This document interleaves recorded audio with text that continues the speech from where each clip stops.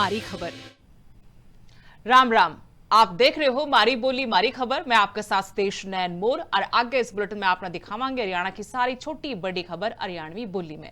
और इसकी शुरुआत करांगे पंचकुला तय आज मिली बड़ी दिल दहला देने वाली खबर और जिस पर कई सवाल भी उठ रहे हैं। पंचकुला के सरकारी अस्पताल में नर्स की मौत हुई है, संदिग्ध हालात में यह मौत हुई है। और यह नर्स ऑफिसर जो थी ड्यूटी पर तैनात थी और इसी बीच इसकी मौत की खबर एक बड़ा सवाल ठहरी है। आईसीयू में बेहोश मिली नर्स और इलाज जब दिया गया तो इलाज के दौरान इसकी मौत होगी। प्रीति बेनीवाल के रूप में इस मरने वाली नर्स की पहचान हुई है। हिसार के जुगलाना गांव की रहने वाली थी यह छोरी। हाथ में कैनुला भी मिला है, इससे शक और गणा बढ़ गया है। इंजेक्शन लगाने की आशंका जताई जा रही है। हालांकि इब्बे तक औपचारिक तौर पर किसी की तरफ से भी कुछ नहीं किया गया है, लेकिन सबसे बड़ी बात यह है कि इस छोरी का जो फोन था, मोबाइल था, वो भी गायब है। इस समय शक जताया जा रहा है कि उसका है कि इस मौत के पीछे कोई गहरी साजिश हो या मौत साधारण नहीं है, सामान्य नहीं है। मोबाइल तक कुछ दस्तावेज या फिर कुछ सबूत मिटाए जाने की आशंका जताई जा रही है। लेकिन आज पोस्टमार्टम हुआ है, उसके बाद जो घराड़े थे वो शव ने हिसार उनका पैतृक गांव में लेकर जान लग रहे हैं। उसके बाद उन्हें अंतिम संस्कार किया जाएगा। लेकिन इस मामले में बड़े सवाल उठाए हैं। पंचकुला का सबसे बड़ा सरकारी अस्पताल जो ड्यूटी पर एक नर्स की मौत हुई है। ये कल शाम को हमें सूचना मिली थी, सेक्टर हॉस्पिटल की स्टाफ नर्स संदिग्ध परिस्थितियों में एक्सपायर हो गई है, जिसको हमने पोस्टमार्टम के लिए मोर्चरी में रखवा दिया था और पेरेंट्स को बुला दिया था। तो पेरेंट्स की स्टेटमेंट के बाद हमने पोस्टमार्टम कराया और पोस्टमार्टम 5 डॉक्टरों की टीम ने किया है। और इसमें पोस्टमार्टम की रिपोर्ट के बाद जैसी जरूरत होगी नियमानुसार कानून कार्रवाई। हरियाणा में किसाना का मुद्दा पे भी राजनीति गरमा रही है। अम्बाड़ा पहुंचे कांग्रेस के राज्यसभा सांसद रणदीप सुरजेवाला और एड अनाज मंडी का गेड़ा मारा। किसाना से भी सीधी बातचीत करी गई। सुरजेवाला ने मंडी के प्रबंधन पर सवाल खड़े करे। कहा कि किसान मजदूर और आड़ती कति बर्बादी की राह पर गेड़ दिए हैं। मंडिया में फसल रुड़न लग रही है, उठान का कोई नामो निशान नहीं है, उठान नहीं हो रहा। सुरजेवाला ने पोर्टल आड़ा सिस्टम बताया कि पूरी तरह तक फेल है। इससे आम किसान पूरी तरह तक परेशान हो रहा है। बायोमेट्रिक और कागजी कार्रवाई तक किसान दुखी है। आज हरियाणा का किसान, मजदूर और आड़ती त्राही त्राही कर रहा है। भाजपाई ठगी के चलते, भाजपाई लूट के चलते आज हरियाणा की मंडियां गेहूं से अटी पड़ी हैं।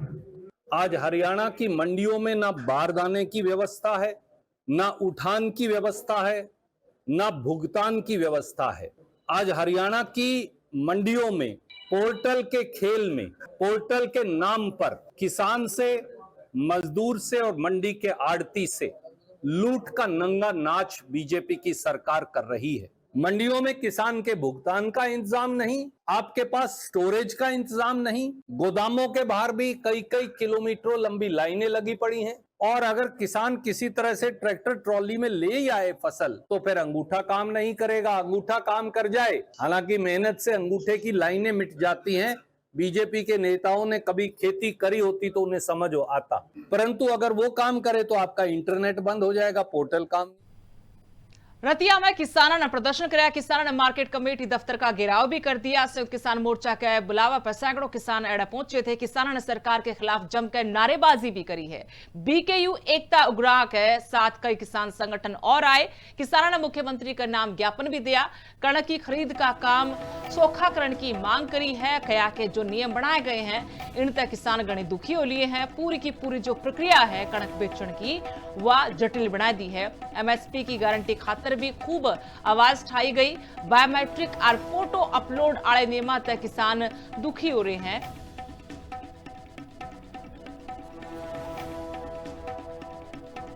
आज संयुक्त किसान मोर्चा की काल पे पूरे हरियाणा के अंदर जो मार्केट कमेटियों के सचिव हैं उनके गेट के ऊपर प्रदर्शन है, विरोध है, कहीं कहीं तालाबंदी भी है जहां मंडियों में फसलें अभी तक उठान नहीं हुआ। तो ये जो मांग है किसानों की अपना बायोमेट्रिक और पोर्टल पे ट्रैक्टर का नंबर प्लेट अपलोड करने की, इस मांग के खिलाफ आज ये पूरे देश प्रदेश के अंदर किसान विरोध कर रहे हैं। हम मांग कर रहे हैं संयुक्त किसान मोर्चा की तरफ से ये बायोमेट्रिक और पोर्टल वाली स्कीम है जो बंद हो नई पोर्टल के साथ ऑफलाइन का भी सरकार प्रबंध करे। जब पोर्टल रुक जाता है या उसमें कोई समस्या आ जाती है तो साथ में ऑफलाइन का प्रबंध होना चाहिए, ऑफलाइन गेट पास कटें ताकि किसान अपनी फसल। और जेजेपी युवा के प्रधान दिग्विजय सिंह चौटाला पे एक और पर्चा दर्ज हो गया है। हिसार के पाछे ईब कुरुक्षेत्र में उन पे एफआईआर दर्ज हुई है। इंसो प्रोग्राम के आयोजक विशाल मुकिमपुरा पर भी आरोप लगे हैं, इनका नाम भी एफआईआर में दर्ज होया है। और इस सारी बात ने लेकर विशाल ने कहा कि घनी माड़ी बात से 13-14 दिन पाछे उन पर पर्चा दर्ज होया है। बीजेपी ने बताना चाहिए कि किस बात पर केस कराया गया है। विशाल मुकिमपुरा ने एबीवीपी आड़ा पर घने बड़े आरोप लगाए हैं। कया कुर्सी एबीवीपी आड़ा ने तोड़ी थी, ना कि इंसो के कार्यकर्ता ने तोड़ी थी।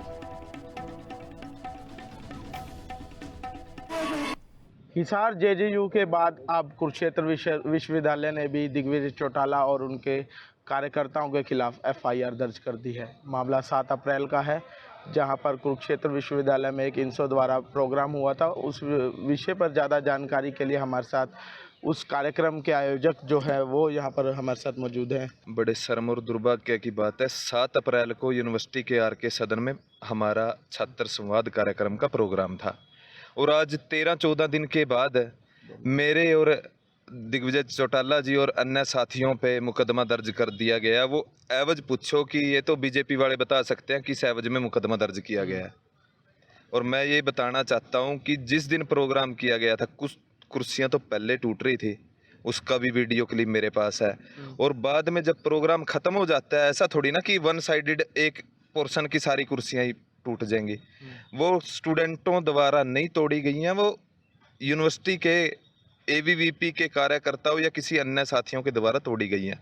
अब मैं आप कह रहे हैं बाद में टूटी है वो कुर्सी? बिल्कुल बाद में टूटी है जी। बाकी फिर भी मैं प्रशासन का धन्यवाद करता हूं। मैं सीएसओ साहब के पास प्रोग्राम स्टार्ट हुआ उस दिन भी गया, उससे एक दिन पहले भी गया कि सीएसओ साहब आप ड्यूटी बताओ। रल मिल के हम भी, मेरे जो भाई हैं, टीम के साथी हैं, कि ऐसी एवज के अकॉर्डिंग काम करेंगे कि यूनिवर्सिटी में स्टूडेंटों को कोई परेशानी ना हो। सीएसओ साहब ना हमारे से बात करते हैं, क्या सीएसओ साहब का धर्म नहीं था कि भाई वहाँ सिक्योरिटी वाले होने चाहिए थे? तो अन्य कुछ और लोग भी हमारे साथ मौजूद हैं जी, क्या कहना चाहेंगे? नमस्कार सर, मैं नवीन सियाग, पूर्व प्रधान कुरुक्षेत्र विश्वविद्यालय। और आप सभी को पता ही है और मेरे से पूर्व जो वक्ता रहे हैं उन्होंने आप सभी को स्पष्ट रूप से बता दिया गया है क्या प्रक्रिया चल रही है यूनिवर्सिटी की स्टूडेंट्स के प्रति और जो प्रोफेसर हमारे विश्वविद्यालय के छात्रों का साथ दे रहे हैं उनके प्रति। और ये रुख इनका बहुत ही गंभीर है और हम पीछे हटने वाले नहीं हैं। हमारे ऊपर एफआईआर दर्ज करवा दी गई है, कोई ऐसी बात नहीं है एक एफआईआर करवाओ चाहे 100 करवाओ, हम छात्र दबने वाले नहीं हैं। इनका ईंट का जवाब पत्थर से देने का काम हम करेंगे। और एक बड़ा ही जो प्रेस कॉन्फ्रेंस हमारी होने जा रही है आज चंडीगढ़ में, उसके बाद जो हमारा प्रोटेस्ट रहेगा, जो भी आदेश वहाँ से रहेंगे, हम उसका खुलकर साथ देंगे। इनसो संगठन छात्रों के साथ है, छात्रों को दबने नहीं देंगे। तो ये हमारे साथ इंसो के जो कार्यकर्ता थे, जो आयोजक थे उस कार्यक्रम के, वो हमारे साथ मौजूद थे। उन्होंने बताया कि किस प्रकार से कुर्सियाँ टूटी नहीं गई थी, ये केवल और केवल एक राजनीतिक ढंग जो है उसको दिया जा रहा है। हिसार यूनिवर्सिटी के बाद ये मामला दर्ज करना कहीं ना कहीं एक गंदी राजनीति का शिकार वो हो रहे हैं। और उनके समर्थन में एनएसयूआई और आम आदमी पार्टी के जो छात्र संगठन है और भी अन्य संगठन जो है वो उनके जो है साथ जो है मैदान में उतरे और उनका कहना है कि इस प्रकार की गंदी राजनीति ना की जाए। कुरुक्षेत्र से लिविंग इंडिया न्यूज़ के लिए परजन्य गौड़। कुल मिलाकर बात यह है कि हरियाणा में एक बार फिर छात्र राजनीति गरमा रही है। छात्र संगठन ने भेदभाव के खिलाफ मोर्चा खोल रखा है। भिवानी की चौधरी बंसीलाल यूनिवर्सिटी में छात्र महापंचायत हुई। इंसो और एनएसयूआई के बड़े नेता एक साथ एक मंच पर नजर आए। हिसार में इंसो आड़ा पर दर्ज केस लेने की मांग ठाई है। छात्र संगठन ने इस कार्रवाई को गलत बताया है। भेदभाव बर्दाश्त को नहीं होगा। साफ तौर पर इस छात्र महापंचायत के मंच तक इन छात्र नेताओं ने यह बात कही है। आज हमारे चौधरी बंसीलाल विश्वविद्यालय के प्रांगण में छात्र पंचायत का आयोजन किया गया है। इसमें विभिन्न संगठनों के छात्रों ने पार्टिसिपेट किया और साथ साथ आम छात्रों ने पार्टिसिपेट किया है। जो हमारे जेजेयू में जो हमारे इंसो के साथियों के साथ अन्याय हुआ है उसके खिलाफ विभिन्न संगठनों ने और आम हर वर्ग के आदमी इस चीज़ में हमारा सपोर्ट कर रहे हैं, हमारे समर्थन में आ रहे हैं। और सभी साथियों ने एक निर्णय लिया है, 1-2 दिन वेट करेंगे। अगर उन पुलिस कर्मियों पे जो हमारे साथियों पे अन्याय कर रहे हैं, अगर उनके खिलाफ कोई कार्रवाई नहीं होती है तो 1-2 दिन के बाद हम बड़े आंदोलन की तरफ रुख करने का काम करेंगे।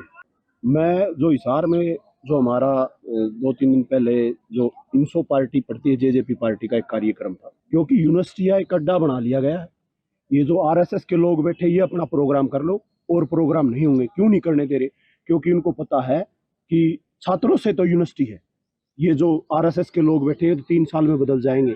सरकार आती जाती रहती है, छात्र वहीं रहते हैं, और छात्र है तो यूनिवर्सिटी चलेगी। छात्र नहीं है किसी यूनिवर्सिटी में तो वाइस चांसलर एक क्या करेगा? मैं इसकी निंदा करता हूँ जो उन हमारे भाइयों पर, जो इंसो संगठन के हमारे भाई थे, उन पर मुकदमे दर्ज उन्होंने किए हैं। बिल्कुल जाति की गई। आप देखेंगे कि जब कोई भी छात्र इकाई ये कार्यक्रम करना चाहती है तो किसी भी हरियाणा की यूनिवर्सिटी में वीसी रजिस्ट्रार उनको परमिशन नहीं देती है, लेकिन एबीवीपी जब करना चाहती है तो उसको परमिशन मिल जाती है। ऐसा ही मामला कुछ महीनों पहले भिवानी की चौधरी बंसीलाल विश्वविद्यालय में भी देखा गया था कि एबीवीपी के कार्यक्रमों को तो परमिशन मिल गई थी, लेकिन इंसो के छात्र संवाद कार्यक्रम को परमिशन नहीं मिली थी। तो ये लोकतंत्र के ऊपर कुठाराघात है, लोकतंत्र के ऊपर गहरा आघात पहुंचाने की कोशिश आरएसएस बीजेपी के नुमाइंदों के द्वारा की जा रही है, और ये हम उनकी कोशिश को सफल नहीं होने देंगे। और कुरुक्षेत्र में एनएसयूआई ने प्रदर्शन कराया। एनआईटी प्रशासन के खिलाफ छात्रा का यह विरोध प्रदर्शन था। एनएसयूआई प्रदेश अध्यक्ष अविनाश यादव ने कार्रवाई की मांग करी है। जिस तरह से एक के बाद एक छात्र सुसाइड कर रहे थे और एक छोरी ने फिर तय सुसाइड करने की कोशिश करी थी।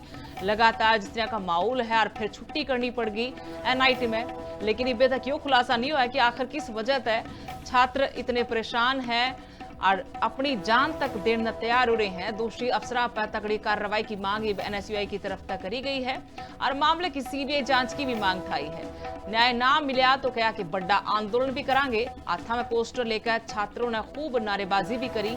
मांग पूरी ना हुई तो क्या कि पूरा हरियाणा में आंदोलन कर देंगे। सबसे पहले हम ये जिन टीचरों पे डाउट है उन्हें तत्काल प्रभाव से घर भेजो, जब तक उस जांच का पूरा वो नहीं आ जाता, रिजल्ट नहीं आता। और अगर इसमें कोई दोषी टीचर पाया जाता है, जो भी उसे सीधी फांसी की सजा होनी चाहिए। अगर इसमें कोई भी दोषी पाया जाता है, कोई छोटी मोटी, कि एक हत्या है, ये बार बार सुसाइड कहना गलत हो गया, हत्या है। और एक हत्या में चार एक अटेम्प्ट सुसाइड का भी केस है, तो 4 हत्या कर चुका है। सीरियल किलर हो रहे हैं। तो हमारी जान, आपको क्या लगता है कि अचानक से छुट्टियां कर दी जाती हैं? अचानक से छुट्टियां, इन्हें डर लग रहा है कि छात्र इन पे दबाव। अभी तक ये कहते थे कि हम पढ़ाई के लिए उनका एकेडमी कितने स्ट्रिक्ट है। अब 15 दिन छात्रों की पढ़ाई खराब नहीं होगी? अभी इनकी स्ट्रिक्टनेस कहाँ चली गई जो 7-7 बजे 8-8 बजे तक के करते। हरियाणा में निकाय चुनाव लेकर सरगर्मियां तेज हो गई हैं। 10 मई में वोटिंग होनी है और पंचकुला मेयर पद की उम्मीदवार तक खास बातचीत करी है। लिविंग इंडिया के संवाददाता ने कांग्रेस ने सुधा भारद्वाज तई टिकट दिया है। पंचकुला तक कांग्रेस की उम्मीदवार से सुधा भारद्वाज कहा कि घड़े बड़े मुद्दे ने लेकर लोगों के बीच जावांगे। पंचकुला स्मार्ट सिटी में विकास होया नहीं है। ट्रिपल इंजन की सरकार ने कितने भी कोई भी काम नहीं करा। लोगों ने सुथरा साफ माहौल देवांगे। बड़े नेता ने मेरी तई टिकट धमाई है। सारे बड़े नेता मिलकर चर्चा करके इस नतीजे पहुंचे कि मेरे तई टिकट दिया जाए। हरियाणा में नगर निगम चुनावों का अनाउंसमेंट हो चुका है और अब सभी पार्टियों द्वारा अपने प्रत्याशियों के जो अनाउंसमेंट है वो किए जा रहे हैं। वहीं पंचकुला में कांग्रेस द्वारा अपने मेयर पद का अनाउंसमेंट जो है वो किया जा चुका है। हमारे साथ सुधा भारद्वाज जी हैं जिनको मेयर पद का अनाउंसमेंट किया गया। मैम, बहुत बहुत मुबारकबाद पहले तो आपको मेयर पद के लिए जो है प्रत्याशी चुना। जी जी, धन्यवाद, बहुत बहुत धन्यवाद, और सभी दर्शकों को मेरा नमस्कार। बिल्कुल सुधा जी, क्योंकि पहले भी यहाँ पे सरकारें रह चुकी हैं, पंचकुला को लेकर लोग क्या उम्मीद लगा रखे हैं, क्या बड़े मुद्दे हैं जिस पर आप जो है लोगों में लेकर जाएंगे?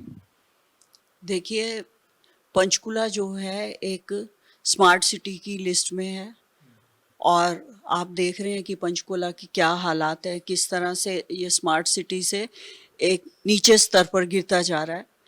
पहले पंचकुला जो है 71वें नंबर पर था, 71 नंबर पे था और अब 219 पे पहुंच गया। तो ये हमारी बीजेपी की जो सरकार ट्रिपल इंजन की सरकार थी पंचकुला में, तो ये उसका विकास है, ये स्वच्छता अभियान का उसका नज़ारा है। तो हम इसको स्वच्छ पंचकुला बनाकर और स्वच्छ वातावरण जो है हमारे पंचकुला वासियों को देना चाहते हैं। बात करें कांग्रेस की, अगर कांग्रेस में पहले सोनीपत और अंबाला की टिकट पहले अनाउंस कर दी गई थी, पंचकुला को इतना समय क्यों लगा? क्या बातचीत चल रही थी या फिर और भी प्रत्याशियों की जो है गिनती कह रहे आगे आ रही थी, पर लास्ट में आकर के आपके मोहर लगती है? देखिए, ये ऊपर के जो शीर्ष नेतृत्व हैं उनका वो है, प्रत्याशी तो हर जगह ही होते हैं।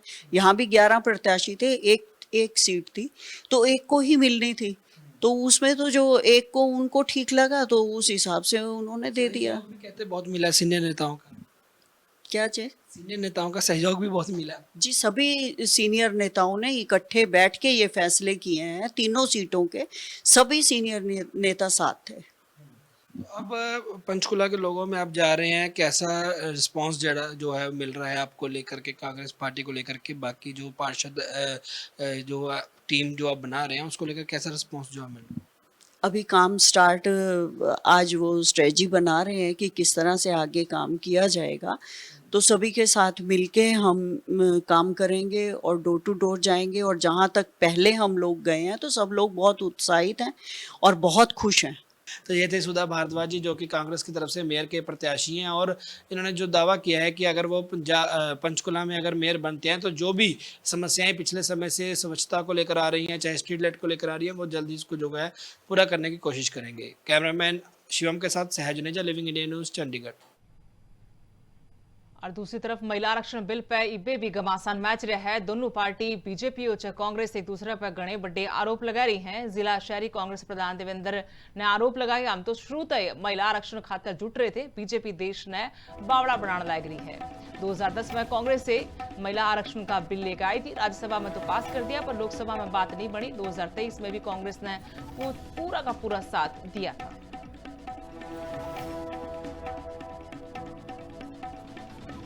भारतीय जनता पार्टी पूरे देश के अंदर भ्रम फैला रही है, दुष्प्रचार कर रही है कि कांग्रेस पार्टी और विपक्ष के लोग महिला बिल के खिलाफ हैं। हम आपको बताना चाहते हैं कि सदैव हमेशा से ही कांग्रेस पार्टी और पूरा विपक्ष महिला बिल के समर्थन में रहा है, हमेशा महिला बिल का स्वागत किया है। कांग्रेस पार्टी ने 2010 में राज्यसभा के अंदर महिला आरक्षण बिल पास कराया।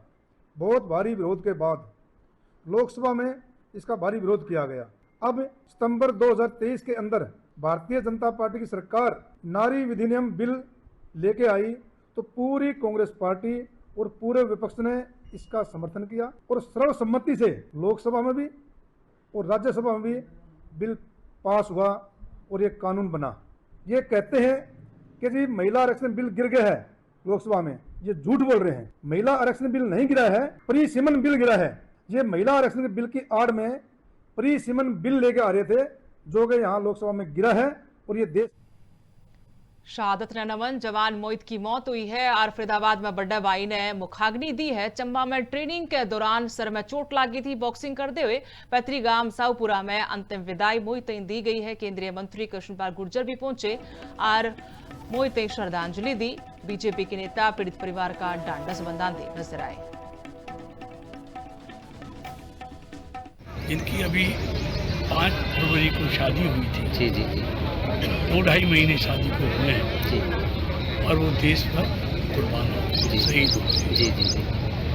आज ये देश अगर आज़ादी की सांसें ले रहा है, जी, अगर सुरक्षित है, वो ऐसे शहीदों के कारण जी, तो जितना उनकी शहादत है नमन किया जाए उतना ही कम है। तो मैं तमाम क्षेत्र शहीद मोहित शर्मा को शत नमन करती हूँ, उनके परिवार को नमन करती हूँ। आज हम सब अगर आज़ाद हवा में सांस ले रहे हैं, वैसे ही अपने नौजवानों की शहादत और इनकी हिम्मत, इनके हौसले की गाली ले रहे हैं। और इनका बॉक्सिंग के दौरान देहावसान हुआ है, वो बहुत दुखद है। मैं बहुत ही भावपूर्ण। और मारी बोली मारी खबर में बेतना है। राम राम।